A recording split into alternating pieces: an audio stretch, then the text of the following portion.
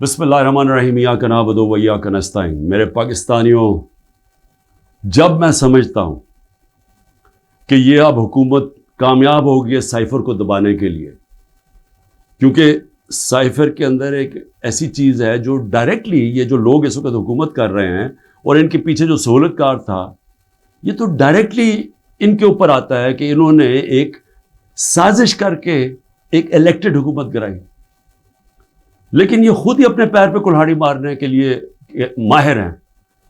اتنا ان کو خوف ہے کہ عمران خان کسی طرح الیکشن سے باہر کیا جائے، کیونکہ ڈر لگا ہوا ہے کہ الیکشن میں آ گیا تو ہار جائیں گے۔ تو ان کی پوری کوشش ہوتی ہے کہ ہر کوئی موقع نہ جائے کہ کسی طرح اس کو ڈسکوالیفائی کریے، جیل میں ڈالے۔ یہ کوئی 14 مہینے سے یہ لگے ہوئے ہیں۔ پہلے اس سے میں صرف اعظم خان کے اوپر بات کرنا چاہتا ہوں۔ جس اعظم خان کو میں جانتا ہوں وہ ایماندار آدمی ہے، قابل آدمی ہے، اور جس طرح کی باتیں میں نے پڑھی ہیں سائفر میں وہ کہہ نہیں سکتا۔ جب تک میں اعظم خان کے منہ سے نہیں سنوں گا میں مانوں گا نہیں، کیونکہ اس میں یہ کئی باتیں حقیقت کے ساتھ نہیں ہیں، یا تو زبردستی سے اسے کروایا گیا ہے، کیونکہ زبردستی تو اس وقت ساری 2 پارٹیز بنا دی ہیں۔ زبردستی میں لوگوں کے اوپر بندوق رکھ کے کہ جی آپ اس پارٹی پہ جائیں، اور بندوق کر کے دوسری پارٹی میں جائیں، ان کے ہی بیچاروں کا بیڑا غرق کر کے رکھ دیا اس میں۔ اور پھر جو ہمارے لوگوں کو جو زور ڈالا ہوا ہے پارٹی چھوڑو، بیچارے جیلوں میں ہمارے لوگ پڑے ہیں، عورتیں پڑی ہوئی ہیں، ان کو بس صرف کہیں کہ جی آپ عمران خان کے خلاف وعدہ معاف گواہ بن جائیں۔ یہ وہ بنتے تو آپ چھوٹ جائیں گے، اور یا پھر کہ جناب آپ کھڑے ہو کے جا کے وہ ٹی وی پہ کہیں میں پارٹی چھوڑ رہا ہوں۔ یہ اس طرح کی اس وقت جو ہم تماشا دیکھ رہے ہیں وہ اس طرح کا چل رہا ہے۔ تو میں نہیں مانتا کہ اعظم خان نے کئی باتیں اس میں سے کہی ہیں، اور کئی سچ بھی ہیں، لیکن سائفر تھا کیا؟ 6 مارچ کو 2022 6 مارچ میٹنگ ہوتی ہے۔ پاکستان کا ایمبیسڈر اسد مجید اور امریکہ کا جو under secretary of state Donald Lu, Washington میں میٹنگ ہوتی ہے، آفیشیل میٹنگ ہوتی ہے۔ آفیشیل میٹنگ کا مطلب کہ دونوں طرف نوٹ لے رہے ہوتے ہیں اس میٹنگ کے۔ اس میٹنگ کے بعد ایک سائفر کا مطلب ہوتا ہے ایک خفیہ، ایک کوڈ کے اندر میسج بھیجی جاتی ہے، جو کہ ساری دنیا میں آپ کے جو ہمارے جو ایمبیسڈرز ہوتے ہیں وہ ساری دنیا میں ہر ملک کے ایمبیسڈر اپنے فارن آفس کو خفیہ میسیجز بھیجتے ہیں، جس کو سائفر کہتے ہیں۔ وہ سائفر آتا ہے پاکستان، اور وہ میں جب پڑھتا ہوں تو اس میں کیا لکھا ہوتا ہے؟ سائفر میں 2 مین چیزیں ہیں، باقی تو اور بھی چھوٹی موٹی چیزیں ہیں۔ سب سے بڑی چیز لکھی ہوتی ہے کہ جی عمران خان کو آپ نے عدم اعتماد کی ووٹ میں پاکستان کے پرائم منسٹرشپ سے ہٹانا ہے۔ اور ایک اور چیز لکھی ہوتی ہے کہ عمران خان نے اکیلا فیصلہ کیا کہ روس جانے کا۔ آپ کو پتہ ہے روس، اور تب تک جنگ شروع ہو چکی تھی روس کی یوکرین میں، تو عمران نے اکیلے نے فیصلہ کیا، جبکہ اسد مجید ہمارے ایمبیسڈر کہہ رہے ہیں کہ نہیں، عمران خان نے اکیلا فیصلہ نہیں کیا، یہ سب سٹیک ہولڈرز نے مل کے فیصلہ کیا تھا۔ لیکن جس طرح وہ بات کرتا ہے، اسد مجید، سلام کرتا ہوں میں اپنے ایمبیسڈر کو، وہ کہتا ہے اس کے بعد جو مجھے میسج کہ ان کے خلاف آپ کو پروٹیسٹ کرنا چاہیے، ڈیمارش کرنا چاہیے کہ اس نے بڑی غلط زبان استعمال کی ہے۔ غیرت مند ڈپلومیٹ ہمارا، لیکن وہ غیرت یہاں نہیں جاگتی جب وہ یہاں پہنچتا ہے۔ سائفر جاتا ہے آرمی چیف کے پاس بھی، فارن آفس میں بھی، میرے پاس بھی آتا ہے۔ میں جب وہ دیکھتا ہوں میں حیران ہو جاتا ہوں کہ اس کی جرت کیسے پڑی ہے لکھنے کی، یہ کیسے کہہ سکتا ہے؟ اور پھر جب میں یہ دیکھتا ہوں کہ یہ کہہ رہا ہے ایک ایمبیسڈر کو کہ اپنے پرائم منسٹر کو آپ نے ہٹانا ہے، تو پھر میں دیکھتا ہوں کہ یہ میرے لیے تو نہیں ہے، ایمبیسڈر تو مجھے جواب دے ہے، تو مجھے کون ہٹا سکتا ہے؟ پاکستان میں مجھے کون ہٹا سکتا تھا؟ ایک ہی آدمی، جنرل باجوہ۔ سائفر تو جنرل باجوہ کے لیے اس نے بھیجا ہے۔ تو مجھے وہاں سے پہلے سے ہوتا ہے کہ اب تک ہمیں لوگ کہہ رہے ہیں، مجھے خبریں آتی رہتی تھیں کہ جناب فیصلہ ہو گیا آپ کی گورنمنٹ ہٹانے کو، مجھے رپورٹ آ رہی رہتی ہے, آئی بی والے مجھے آ کے بتاتے تھے کہ جی دیکھیں شہباز شریف کی خفیہ میٹنگز ہو رہی ہیں, بیچ میں ان کے لوگ پڑے ہوئے ہیں, جنرل باجوہ کی کوئی فادر ان لا ان کے گھر میٹنگز ہو رہی ہیں. یہ ساری مجھے خبریں آ رہی تھیں. لندن کسی کو بھجوایا جا رہا ہے. تو میں مانتا نہیں تھا. میں جنرل باجوہ کو جب ملتا تو وہ کہتے تھے ہو ہی نہیں سکتا, ہم تو کنٹینیوٹی چاہتے ہیں. اور میں بھی اپنے آپ کو ہوتا ہوں کہ میں مان جاتا تھا. لیکن جب یہ سائفر آیا تو تب مجھے ہوا کہ یہ تو اس کے بغیر ہو ہی نہیں سکتا. پھر سے کہ کون پرائم منسٹر کو ہٹا سکتا ہے سوائے ایک آدمی کے جس کے پاس پاور ہے پاکستان میں. تو پاور ادھر ہی ہے, سپر کنگ ہے, سب پوچھنے والا کوئی نہیں ہے, لیکن پاور ہی پاور ہے. اس کے بعد اگلے دن عدم اعتماد اسمبلی میں ٹیبل ہو جاتی ہے اور ایک دم ہمارے لوگ ہلنا شروع ہو جاتے ہیں. اور پھر ہمارے اتحادی وہ بھی ایک دم ہمارے سے خوش نہیں ہوتے. لیکن یہ یاد رکھیں کہ یہ ٹائم کون سا تھا. یہ وہ ٹائم تھا جب پاکستان کی اکانومی 17 سال میں سب سے بہتر امپروو کر رہی تھی. اکنامک سروے اٹھا کے دیکھ لیں آپ, سارے اکنامک انڈیکیٹرز دیکھ لیں, ہم بڑے مشکل وقت سے نکلے تھے. بینکرپٹ اکانومی ملی, 2 سال کرونا آ گیا. دنیا نے تعریف کی کہ پاکستان وہ ملک ہے جو ٹاپ 3 ملک ہے جنہوں نے سب سے بہتر کرونا, اتنی بڑی وبا, اتنے بڑے کرائسس سے ڈیل کیا. جبکہ ہندوستان میں تباہی آئی, ایران میں تباہی آئی, ساتھ والے ملک. پاکستان کی تعریف دنیا کرتی تھی. وہ ایک امریکہ کے اندر جو فائنینشیل ایڈوائزر تھا ٹرمپ کا, میرا وہ کہتا ہے کہ اگر پاکستان کا جس طرح کرونا پہ پاکستان نے ڈیل کیا, اگر امریکہ کرتا تو 10 کھرب ڈالر کا امریکہ کو بچتا تھا. تو ادھر سے نکلے, اکانومی گرو کر رہی ہے, انڈسٹری گرو کر رہی ہے. تو ایک دم یہ عدم اعتماد کدھر سے آ گئی. تو جس کو میسج دی تھی اس نے اپنا کام شروع کر دیا, ایجنسیز نے کام شروع کر دیا, ہمارے لوگوں کو میسیجز آنی شروع ہو گئی کہ جناب ISI کے لوگ ایکٹیو ہو گئے.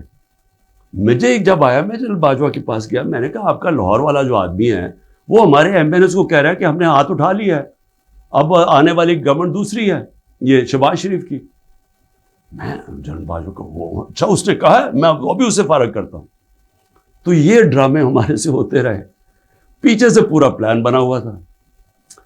اچھا میں نے پہلے تو میں یہ کہوں کہ مجھے اتنا شرم آئی, مجھے پاکستانی ہوتے ہوئے میں آپ کو سچ بتانا چاہتا ہوں, مجھے شرم آئی کہ اس کی جرت کیسے ہوئی کسی چھوٹے ایک آفیشل کی کہ جو ہمیں اتنی بڑی دھمکی دے دے اور ایمبیسڈر کے ذریعے میسج بھجوائے کہ پرائم منسٹر کو ہٹا دو. لیکن اس کی غلطی نہیں تھی. شرم یہاں نہیں آ رہی تھی. جن لوگوں کی ذمہ داری تھی کہ قوم کی حفاظت کرنا, جس آدمی کی کہ قومی وقار کو بچانا, قومی غیرت, وہ ساتھ ملا ہوا تھا. اس نے ان کے, یعنی یہ سارا پلان ادھر سے شروع ہوا تھا. اور میں صرف اپنی قوم سے یہ کہنا چاہتا ہوں کہ دیکھیں, یہ یاد رکھیں کہ اب ایک چیز سمجھیں, جب اگر میں جنرل باجوہ کی تنقید کر رہا ہوں, اور یہ میں سارا ثابت کر سکتا ہوں کیونکہ مجھے پتہ ہے ساری چیزیں میرے اندر, ایک ایک چیز مجھے یاد ہے ہوا کیا, اس سے پہلے بھی اس کے بعد بھی. میں پاکستان کی فوج کی تنقید نہیں کر رہا, میں ایک آدمی کی کر رہا ہوں جو غلطی کی جس نے. یہ ہم بہت بڑا ظلم کر رہے ہیں اپنے ملک سے کہ ہم جنرل فیصل نصیر, مجھے پہلے سے پتا تھا کہ میرے اوپر, میں 6 ہفتے پہلے سے لگا ہوا تھا کہ مجھے انہوں نے قتل کرنے کی کوشش کرنی ہے اور دینی انتہا پسند کے نام. میری جلسوں کے اندر تقریریں تھیں. تو جب میرے اوپر اٹیمپٹ ہوتا ہے اور میں FIR لگواتا ہوں, مجھے پتا تھا کہ یہ پیچھے سب سے یہ تھا, ماسٹر مائنڈ تھا. اپنی FIR نہیں کٹوا سکا. جب JIT کے اندر یہ ثابت ہو گیا کہ ایک نے 3 شوٹر تھے, تو جو سارا حکومت کا جو انہوں نے کوشش کر رہے تھے کہنے کی جی دینی انتہا پسند ہے, وہ جب سارا وہ ان کا نیریٹو بھی ختم ہو جاتا ہے, تو انہوں نے JIT کو سیبوٹاج کیا. اور پھر میرے اوپر غداری کا پرچہ کر دیا ہے کہ جنرل فیصل نصیر کو میں نے ڈرٹی ہیری کیوں کہا, سائیکوپیتھ کیوں کہا, میرے اوپر غداری کا پرچہ لگ جاتا. میں پھر سے کہتا ہوں کہ اگر ہم نے یہ کرنا ہے اپنے ملک کے ساتھ کہ کسی ادارے کو اگر میں کسی جج کی بات کروں گا تو میں ساری جوڈیشری کے خلاف ہو گیا، اس کا مطلب کیا؟ میں پولیس کے خلاف کروں گا تو ساری پولیس کو میں نے برا بھلا کہہ دیا. یہ تو ہم اپنے ملک کو تباہ کر رہے ہیں. یہ پلیز میری قوم آپ یہ سمجھ جائیں ایک بات، اگر معاشرے سے آپ تنقید ختم کرتے ہیں، آپ معاشرے کی قبر کھود دیتے ہیں.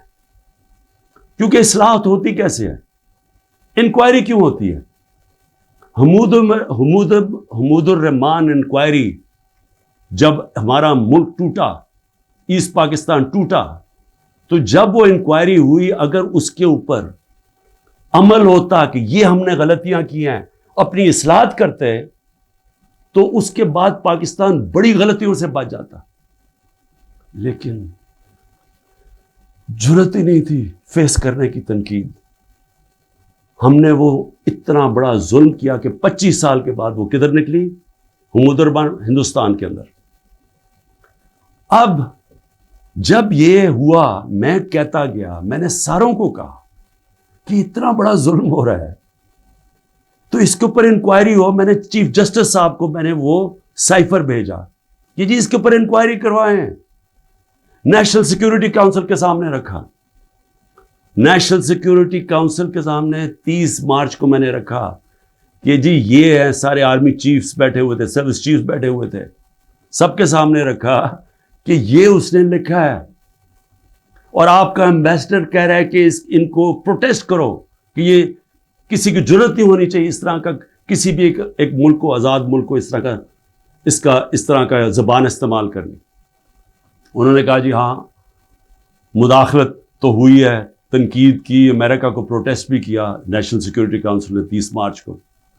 میں نے پارلیمنٹ میں لے کے گیا کہ ان کیمرہ میٹنگ کروائی. میں نے کہا ان کے سامنے رکھو. اپوزیشن کو لیڈر ہی نہیں آیا اس میٹنگ پہ. شباز شریف، آصف زرداری، انہوں نے بائیکاٹ کر دی. کیوں کی؟ کیونکہ ملے ہوئے تھے ساتھ، یہ اس کا حصہ تھے، یہ سازش کا حصہ تھے. کیونکہ کیا یہ پاکستان کے پرائم منسٹر کے خلاف ایک آدمی کہہ رہا ہے کہ اس کو ہٹاؤ، تو کیا یہ عمران خان چھوڑیں؟ کسی بھی ملک کو اجازت دیتا ہے ایسے؟ کیا ایران کے اندر کسی کی جرأت ہے کہ ان کے ایمبیسڈر کو کہے کہ جا کے اپنے پریزیڈنٹ کو ہٹا دے؟ یا ہندوستان میں کسی کی جرأت ہے کہ کہے کہ یہ ایمبیسڈر کہے کہ جی نریندر مودی کو ہٹا دے؟ قومی غیرت ہوتی ہے، قومیں غیرت کے اوپر کھڑی ہوتی ہیں، قوم غیرت سٹینڈ لیتی ہیں، مشکل وقت گزارتی ہیں اور مضبوط ہو جاتی ہیں. دنیا ان کی عزت کرتا ہے، دنیا اس قوم کی عزت کرتا ہے جو اپنی عزت کرتی ہے. جب ایک عام آفیشل اس طرح کا سٹیٹمنٹ دے اور میں اس کے اوپر کچھ ہو ہی نہ، یعنی نیشنل سیکیورٹی کاؤنسل میں حیران ہو گیا کہ صرف جی ہم ڈیمارش کرتے ہیں. آپ انکوائری کرنی چاہیے تھی، پوچھنا چاہیے تھا، لکھنا چاہیے تھا کہ اس نے کیوں یہ کہا. اور انکوائری جب ہونی تھی تو ایک آدمی نے سامنے آ جانا تھا، جنرل باجوہ نے. مسلسل یہ جناب ان کی میٹنگز ہوتی تھیں، ان کی وہ چارج افیئر سے ملتے تھے. کیا ISI کو نہیں پتا تھا کہ پچھلے 3 مہینے کے اندر ہمارے پارلیمنٹیرینز، ہمارے PTI کے بیک بینچرز اور یہ اپوزیشن لیڈر سے بار بار امریکن ایمبیسی میں جا رہے تھے. ارشد شریف نے پورا پروگرام کیا، بتایا کہ کون سے دن کون سے لوگ گئے. راجہ ریاض کا بتایا گیا. کیا راجہ ریاض وہاں فورن پالیسی ڈسکس کرنے گیا تھا؟ جو سب سے پہلے بھاگے وہ امریکن ایمبیسی جا رہے تھے. کیا ان کو نہیں پتا تھا؟ اس کے حصہ تھے. سازش ہو رہی تھی کسی طرح عمران خان کو راستے سے ہٹایا جائے، تب پلان بنا. اور مجھے اتنے افسوس سے کہنا پڑتا ہے کہ کسی کو جو بھی لوگ یہ دیکھ رہے تھے کہ یہاں، میں سوچا کہ کیا ان کو کوئی ان کو نہیں ہے کہ پاکستان ایک بڑی خواب کا نام تھا. پاکستان کا مطلب کیا؟ لا الہ الا اللہ. میرے اپنے کے لوگ کہہ رہے ہیں عمران صاحب یہ آپ سائفر نہ اٹھائیں پبلک میں، امریکی ناراض ہو جائیں گے. میں پبلک میں جا کے میں کیوں پبلک کو بتایا؟ میں اپنی قوم کو بتانا چاہتا تھا، کیونکہ قوم غیرت باندھا ہے، قوم کھڑی ہو گئی ساتھ. یہ سیاسی طور پہ نہیں میں کر رہا، میں ایک وہ پاکستانی ہوں جو اس ملک کے جو خواب تھا میں اس میں بلیو کرتا ہوں کہ لا الہ الا اللہ، کوئی نہیں ہے خدا سوائے اللہ کے، میں کوئی کسی کی غلامی نہیں کرنے کے لیے تیار۔ اور میں آپ کو یہ امریکہ کا بھی بتا دوں، دیکھیں امریکہ کی ایک بات سمجھ ہے، امریکہ جو ہے وہ اپنے مفاد کے لیے فیصلے کرتا ہے، وہ دوستیاں نہیں نبھاتا، امریکہ اپنے انٹرسٹ کو پروٹیکٹ کرتا ہے۔ ہمارا کام ہے ہم اپنے انٹرسٹ پروٹیکٹ کریں۔ جب وار آن ٹیرر میں نے مخالفت کی کہ ہمیں امریکہ کی جنگ میں نہیں شامل ہونا چاہیے، اٹھا لے میری سٹیٹمنٹس، میں ہر بار کہتا رہا کہ یہ ہماری جنگ نہیں ہے۔ میں کیوں کہہ رہا تھا؟ میں اپنے لوگوں کے لیے کہہ رہا تھا۔ مجھے امریکہ نے باہر اینٹی امریکن کہنا شروع کر دیا، پاکستان میں مجھے انہوں نے طالبان خان کہنا شروع کر دیا کہ جی دیکھیں ہماری اپنی گورنمنٹ مجھے، یعنی ہمارا جو اس وقت جنرل مشرف نے کہا جی یہ تو داڑھی کے بغیر دہشت گرد ہے۔ میرا کیا مقصد تھا کہ آپ نے 80 کی دہائی میں لوگوں کو کہا کہ جب بھی فورن آکوپیشن ہو، یعنی کہ کوئی دوسرا افغانستان کے اوپر باہر سے روس نے قبضہ کیا ہوا ہے تو وہ جہاد ہے، اور جب امریکہ قبضہ کرتا ہے آپ کہتے ہیں اب دہشت گردی ہے۔ میں ان کو سمجھا رہا تھا کہ اس کا فال آؤٹ آئے گا پاکستان کے اوپر، 80,000 پاکستانی مار گئے، پتہ نہیں کتنے $100 ارب سے زیادہ ملک کو نقصان ہوا، لیکن اس سے زیادہ جو دنیا میں ہم بدنام ہوئے، ساری دنیا میں ہمارا مذاق، ہمیں کہا گیا جی سب سے خطرناک ملک ہے پاکستانی دہشت گرد۔ پاکستانیوں سے جو دنیا میں ہوا، ہرا پاسپورٹ دے کے لیدر لائن میں کھڑا کر دیتے تھے، کتنے پاکستانیوں کو باہر سے ڈپورٹ کر دیتے تھے۔ پوچھیں بیرون ملک پاکستانیوں سے ان کے اوپر کیا گزری ہے۔ اور مجھے جی عمران خان طالبان خان ہے جی، یہ جی دہشت گردی کے ساتھ ہے۔ اور یہ بھی میں اب آپ کو بتاؤں کہ یہ جو تھا یہ میرے خلاف کیس بلڈ اپ ہوا۔ جنرل باجوہ نے کیوں کہا کہ جی یہ ہم جب روس سے واپس آئے، اچھا اب روس کیا ہے ذرا سننے والے، اس میں سائفر پہ کیا لکھا کہ عمران خان خود روس کیا ہے۔ میں عمران خان نے خود روس کیوں جانا تھا؟ فورن آفس نے مجھے کہا، بیٹھ کے مشاورت ہوئی، ہم نے سارے پاکستان کے ایکس فورن سیکرٹریز کو بلایا، سب نے کہا کہ آپ کا رشیا جانا بہت ضروری ہے، ہمیں اپنے تعلقات ٹھیک کرنے چاہیے۔ پھر ہمیں 20 لاکھ ٹن گندم چاہیے تھی ان سے، وہ ہم بات کرنا چاہتے تھے، کنسیشن میں تھے۔ اس کے بعد جب ٹینشن ہوئی یوکرین سے تو تیل کی قیمتیں آسمانوں پہ چلی گئیں، کموڈیٹی سپر سائیکل آ گیا۔ انہوں نے کہا کہ آپ وہاں جا کے تو ان سے نیگوشیٹ کریں سستا تیل۔ تو سارا اسٹیک ہولڈرز کے ساتھ کہ جتنے بھی تھے انہوں نے پورا پلان کیا، ہم ٹرپ پہ جانے لگے۔ شام کو ٹینشن بڑھ گئی روس کی اور یوکرین کی۔ میں نے جانے سے پہلے جنرل باجوہ سے پوچھا کہ کیا مجھے جانا چاہیے یا نہیں۔ انہوں نے کہا ہم سب بیٹھے ہوئے ہیں، ہمارے خیال میں آپ کو جانا چاہیے۔ تو سب سے پوچھ کے میں روس گیا، میں اپنی ذات کے لیے تو نہیں گیا۔ تو واپس آیا تو جناب جنرل باجوہ نے اس کے 2 دن بعد کہ جی مذمت کرو کہ جو روس چلا گیا وہاں۔ فورن آفس ہی بیٹھا، ہمارے مین لیڈرز بیٹھے ہیں، ہم نے کہا کہ ہندوستان تو مذمت نہیں کر رہا، وہ تو ان کا اسٹریٹجک ایلائی ہے، وہ تو نہیں کر رہا، ہم کیوں کریں؟ اور ہم ان سے ڈیل کر کے آ گئے تھے سستا تیل پہ اور سستی گندم پہ۔ اس کے بعد جا کے ایک نیشنل سیکیورٹی کا سیمینار ہو رہا ہے، جنرل باجوہ بیٹھ کے کہتا ہے جی عمران خان ہم روس کی سخت مذمت کرتے ہیں، گورنمنٹ کی پالیسی کے خلاف جا کے اسٹیٹمنٹ دے دیتا ہے۔ اس کے بعد حسین حقانی کی ٹویٹ آتی ہے، وہ کہتا ہے جنرل باجوہ پرو امریکہ ہے اور عمران خان اینٹی امریکہ ہے۔ بعد میں ہمیں پتہ چلتا ہے کہ ہم نے $30,000 دے کے حسین حقانی کو جنرل باجوہ نے ہائر کیا ہوا تھا ہماری گورنمنٹ کے دوران۔ وہ بعد میں جب ان کا فیرا، ان کا ایک ادارہ ہوتا ہے جو آپ کو رجسٹر کرنا پڑتا ہے لابیز کو، اس میں پتہ چلتا ہے بعد میں ہمیں۔ تو میرا اپنا ہی آرمی چیف میرے خلاف لابی کر رہا تھا، ان کو بتا رہا تھا میں کتنا برا ہوں۔ میں صرف آج یہ کہنا چاہتا ہوں کہ دیکھیں میرے پاکستانیوں، جو جدھر آج ہم کھڑے ہیں، ہمیں پہلے فیصلہ کرنا چاہیے کہ کیا ہم نے بیکاریوں کی طرح، ایک چونٹیوں کی طرح باقی زندگی گزارنی ہے پاکستانی ہوتے ہوئے؟ جس طرح ہم جا رہے ہیں تو کوئی مستقبل نہیں ہے۔ کیا ہم نے خوددار قوم کی طرح لا الہ الا اللہ جس کا نعرہ تھا، ایک خوددار قوم، لا الہ الا اللہ غیرت دیتی ہے انسان کو، ایک چھوٹے سے انسان کو بڑا انسان بنا دیتی ہے۔ ہم ایک دنیا کے عظیم لیڈر محمد مصطفیٰ صلی اللہ علیہ وسلم، جنہوں نے جب مسلمان کمزور بھی تھے تو انہوں نے 2 سپر پاورز کے سربراہ کو خط لکھا کہ میں اللہ کا پیغام لے کے آیا ہوں، اس پہ چلو گے تو تمہاری بہتری ہے۔ خوددار، اللہ سے صرف ڈرنے والے لوگ، ہمیں یہ کیا بنا دیا انہوں نے کہ جی اپنا ہی ملک کا آرمی چیف ان کو لکھ رہا ہے کہ جی دیکھیں عمران خان یہ اینٹی امریکن ہے۔ تو میں اپنی قوم سے آخر میں کہنا چاہتا ہوں کہ دیکھیں ہو کیا رہا ہے پاکستان میں، ایک ہی چیز ہو رہی ہے، سب کچھ، کوئی فکر نہیں ہے ملک کدھر جا رہا ہے، کوئی اس وقت فکر نہیں کہ ملک کے سارے ادارے تباہ ہو رہے ہیں، سارا صرف ایک 1 پوائنٹ ایجنڈا ہے کہ عمران خان کو کس طرح ڈسکوالیفائی کرنا اور جیل میں ڈالنا ہے، یہ ایجنڈا ہے۔ اس کے اندر یہ سائفر بھی آ گیا ہے۔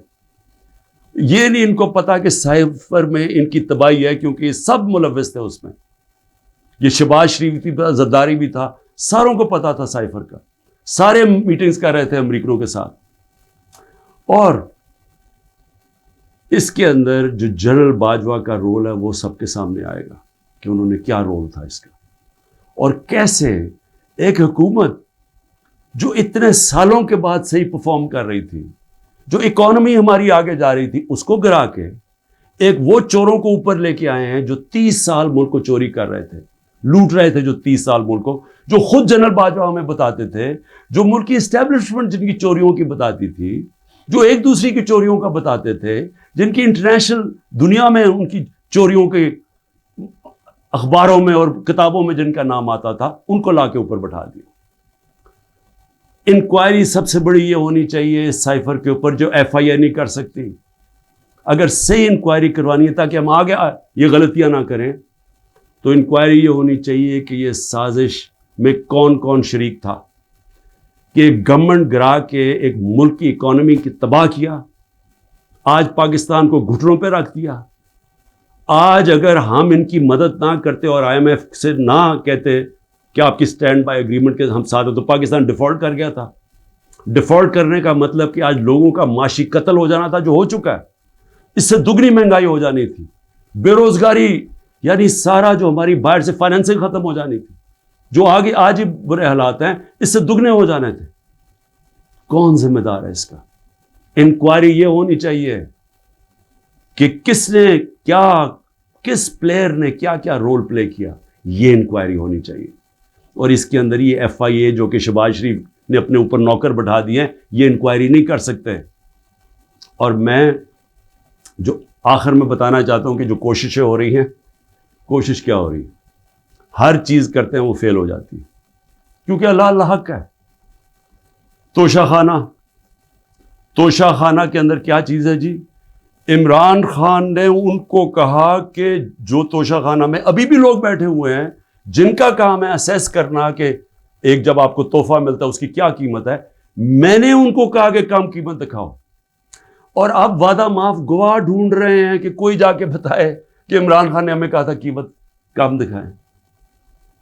اور اس کے علاوہ القادر یونیورسٹی، یعنی یہ سوچیں کہ ایک یونیورسٹی بنتی ہے جو سیرت نبی پڑھانے کے لیے، تاکہ لوگوں کا کردار ہم ٹھیک کریں، کیریکٹر بلڈنگ کریں، بتائیں کہ ہمارے جو بڑے بڑے صوفی تھے یہاں، جن کی وجہ سے اسلام پھیلا، ان کی پیغام کیا تھا، نئے لیڈرشپ پروڈیوس کریں جو کہ سیرت نبی پہ ہوں، اور پھر مفت تعلیم ملے، ٹیکنالوجی بھی پڑھائی جائے لیکن مفت تعلیم۔ اس وقت سارے جو پڑھ رہے ہیں وہ ہیں جو کہ غریب گھرانوں کے اسٹوڈنٹس ہیں، مفت پڑھ رہے ہیں وہاں۔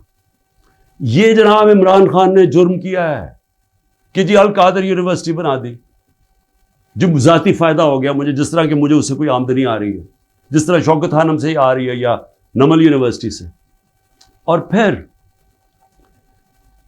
میرے اوپر پہلے ظلم کیا جاتا ہے اور میرے اوپر ہی کیسز کر دیتے ہیں۔ 9 مئی کو سپریم کورٹ کہتا ہے کہ عمران خان کے اوپر غیر آئینی اور غیر قانونی واردات کی گئی، مجھے وہاں سے اغوا کیا گیا، جو کمانڈوز مجھے وہاں سے لے کے گئے.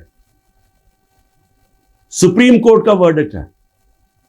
اور جس طرح مجھے ذلیل کیا، لوگوں کو مارا، ڈنڈے مارے، وکیلوں کو مارا، اس کے بعد ساری دنیا میں خبر دیکھا کہ مجھے ایک مجرم کی طرح پکڑ کے لے کے جا رہے ہیں.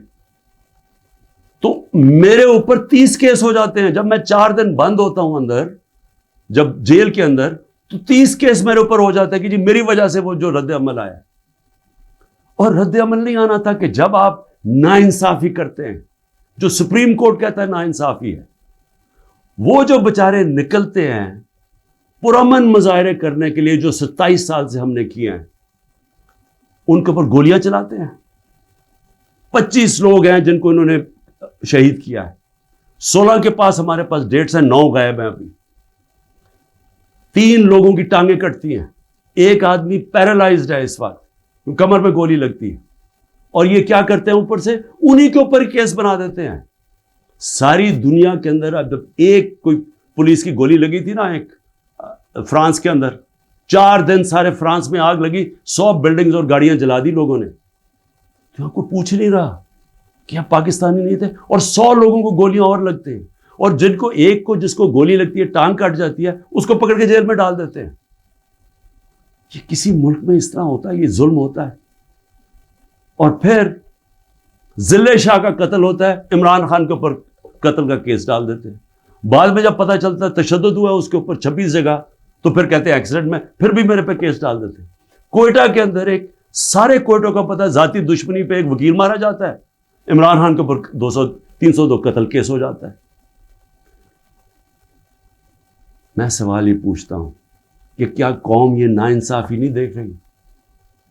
اور یہ جو نظام آپ کر رہے ہیں، یہ سمجھ رہے ہیں کہ یہ بہت بڑا کوئی ڈنڈے مار کے اور خوف سے لوگوں کو اپنی طرف لے آئیں گے، یا لوگ ووٹ کسی اور کو دے دیں گے. یہ انسان ہے، یہ بھیڑ بکریاں نہیں ہیں. اور اس کے اوپر، اس نظام کے اوپر جو حضرت علی کا قول ہے وہ غور سے سن لیں. کفر کا نظام چل جائے گا، لیکن ظلم اور ناانصافی کا نظام نہیں چل سکتا. حکومتیں چلتی ہیں اخلاقی قوت پہ. ڈنڈے مار کے جانور چلتے ہیں، ڈنڈے مار کے نہیں چلوا سکتے آپ لوگوں کو. لوگوں کو اگر آپ یہ سمجھتے ہیں کہ اس کی ظلم کی وجہ سے یہ چوروں کو تسلیم کر لے گی قوم، جو 30 سال سے ملک کو لوٹ رہے ہیں، جن کے پیسے باہر پڑے ہیں، جن کی سارا یہ جیسے انہوں نے اقتدار سے پھر باہر بھاگ جانا ہے، تو اگر یہ سمجھتے ہیں کہ لوگ اس خوف کی وجہ سے ان کو تسلیم کر جائیں گے، مجھے ترس آ رہا ہے ان لوگوں کے اوپر جن کی یہ سوچ ہے. پاکستان زندہ باد.